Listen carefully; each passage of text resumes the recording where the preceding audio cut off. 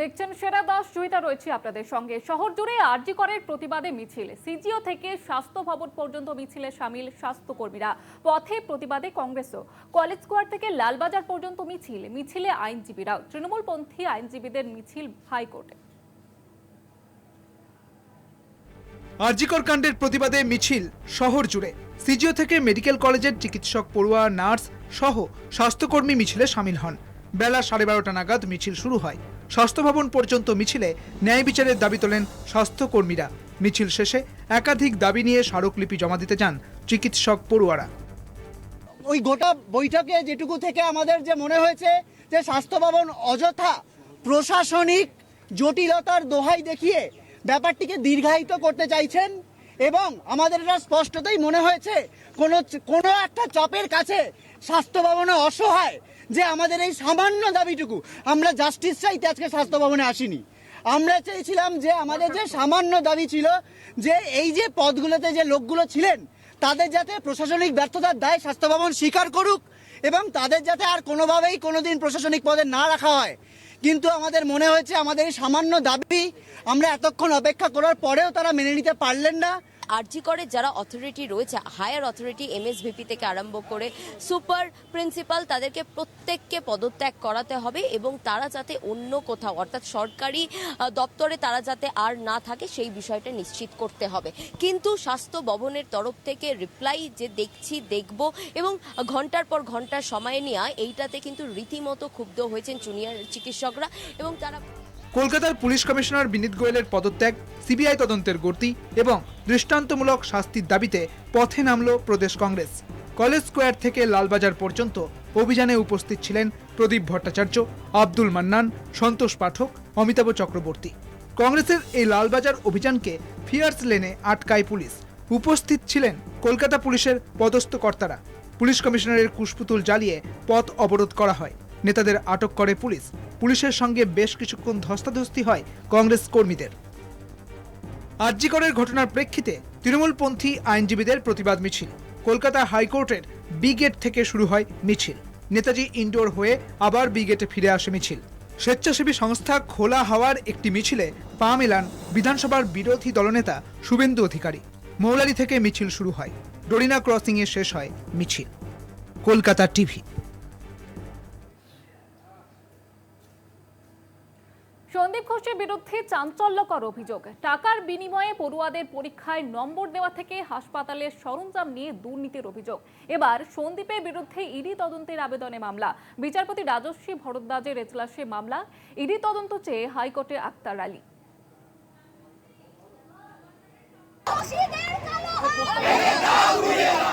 পরপর 6 দিন ম্যারাথন জেরা। আরজিকর তদন্তে গোয়েন্দাদের আতশ কাচের তলায় সন্দীপ ঘোষ। আরজিকর কাণ্ডে নির্যাতিতার বিচার চেয়ে ক্ষোভে ফুঁসছে দেশ। কাঠগড়ায় হাসপাতালের তৎকালীন অধ্যক্ষ সন্দীপ ঘোষ। তদন্তে তিনি কি সহযোগিতা করছেন?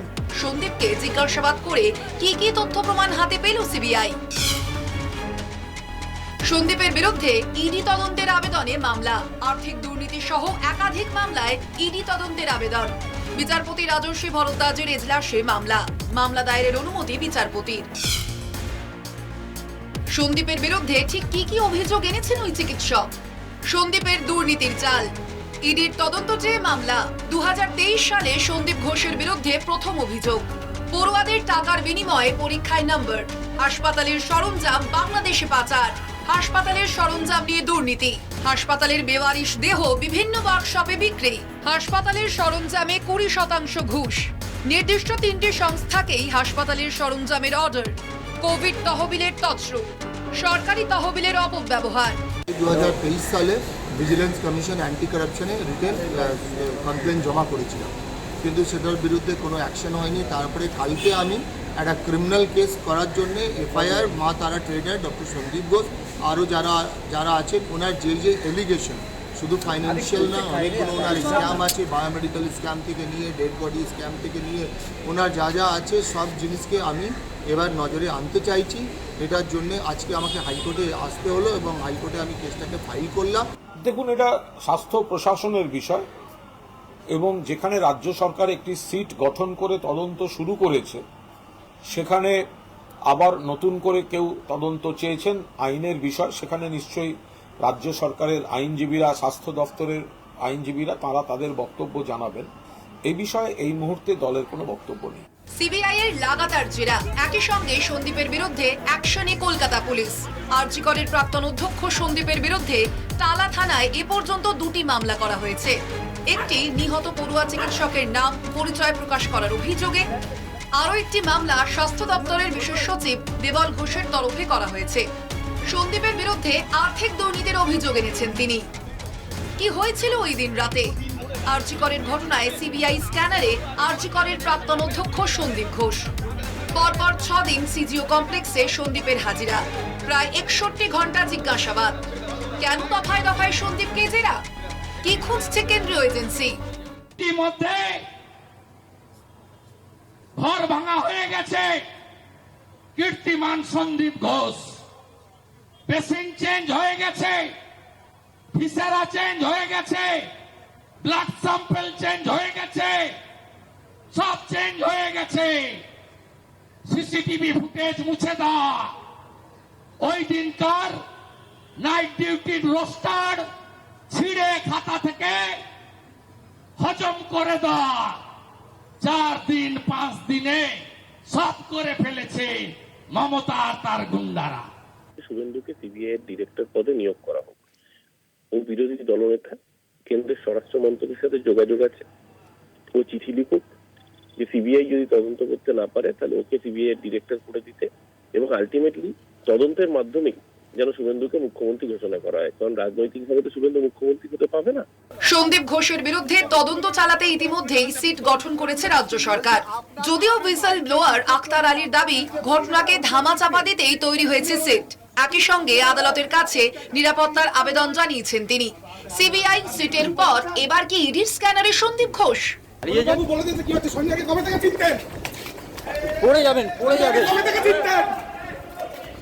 পড়ে যাবেন, আস্তে আস্তে যান, আস্তে যান, পড়ে যাবেন দাদা, আস্তে আস্তে। কলকাতা টিভি। সেরা 10-এর সময় এখন বিরতির। ফিরছি বিরতির পর, সঙ্গে থাকুন। ফিরে এলাম বিরতির পর। আরজিকর কাণ্ডে অভিযুক্ত সঞ্জয়ের পলিগ্রাফ টেস্টে আদালতের অনুমতি। এবার অভিযুক্তের অনুমতি মিললেও টেস্ট করাবে সিবিআই। এক নজরে দেখে নেওয়া যাক কি এই পলিগ্রাফ টেস্ট।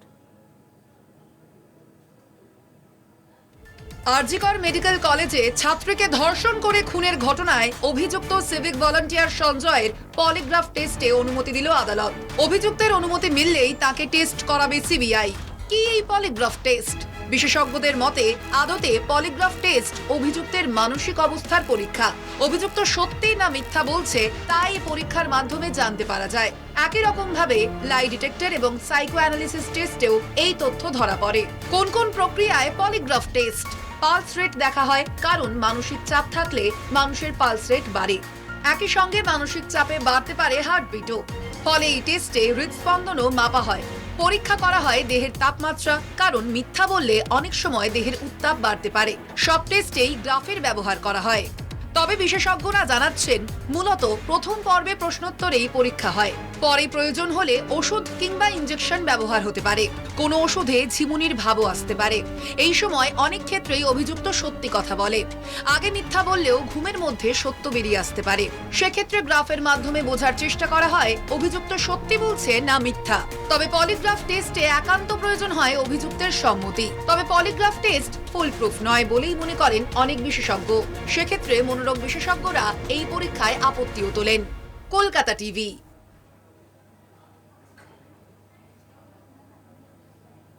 বাংলায় রাষ্ট্রপতি শাসনের দাবিতে বিস্ফোরক দিলীপ। শ্যামবাজারের ধর্ণা মঞ্চ থেকে দিলীপ ঘোষের হুঁশিয়ারি, বাংলায় নিরাপত্তায় কেন্দ্র বাহিনী, তদন্তে কেন্দ্র বাহিনী। তাহলে কেন বাংলায় কেন্দ্র সরকারের শাসন নয়?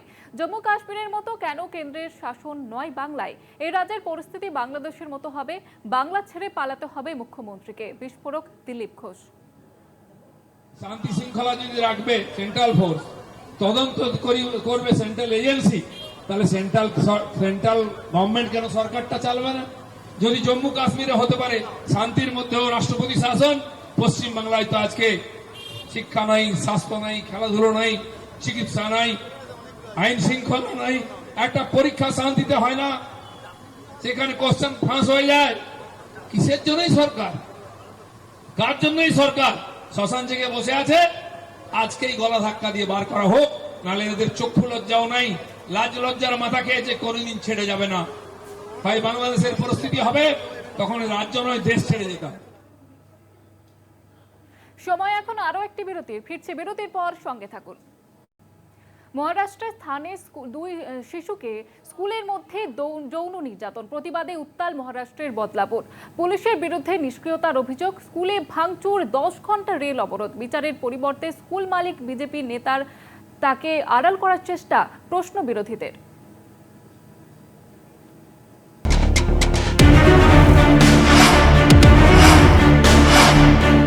আরজি করে চিকিৎসককে ধর্ষণ খুনের ঘটনায় ফুঁসছে দেশ। আন্দোলন, ধর্ণা, বিক্ষোভ, উই ওয়ান্ট জাস্টিস স্লোগানে কাঁপছে রাজপথ। রণক্ষেত্র বদলাপুর, পৈশাচিক অত্যাচারের শিকার 2 শিশু, স্কুলেই যৌন নির্যাতন, বিচারের দাবিতে ফুঁসছে বদলাপুর। 2 শিশুকে নির্যাতনের ঘটনায় রণক্ষেত্র থানের বদলাপুর। প্রতিবাদে পথে সাধারণ মানুষ, পুলিশ প্রশাসনের বিরুদ্ধে চড়া সুর বিরোধীদের। দফায় দফায় সড়ক রেল অবরোধ।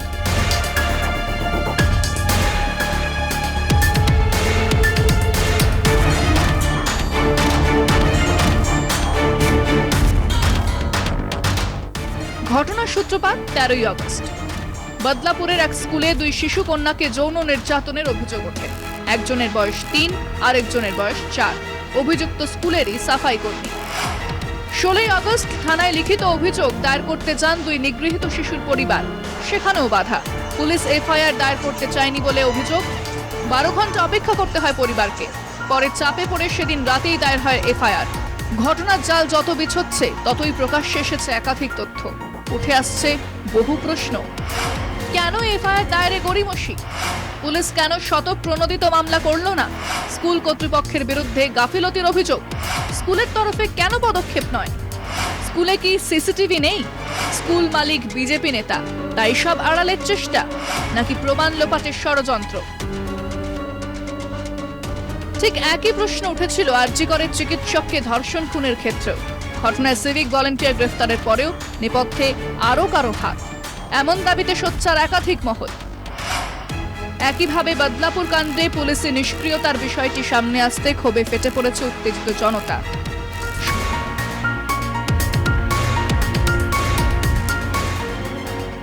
ইতিমধ্যেই 500-এরও বেশি আন্দোলনকারীর বিরুদ্ধে এফআইআর দায়ের। মঙ্গলবার সন্ধ্যা থেকে বুধবার পর্যন্ত বন্ধ ইন্টারনেট পরিষেবা।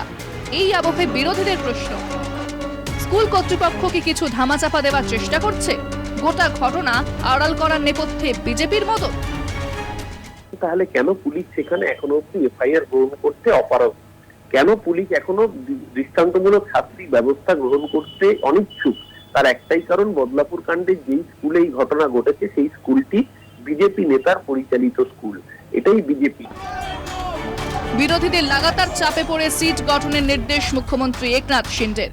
উপমুখ্যমন্ত্রী দেবেন্দ্র ফডনবিসের দাবি, এ ধরনের সংবেদনশীল বিষয়কে হাতিয়ার করেও রাজনৈতিক ফায়দা তোলার চেষ্টা করছে বিরোধীরা।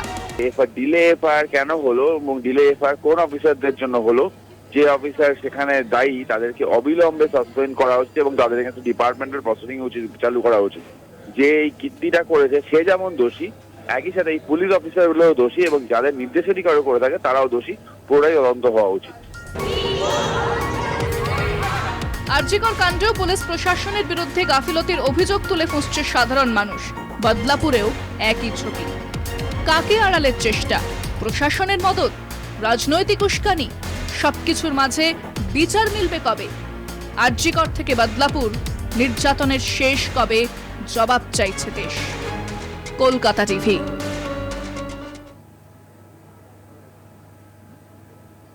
সেরা 10 আজ এই পর্যন্তই। দেখতে থাকুন কলকাতা টিভি রাত 3।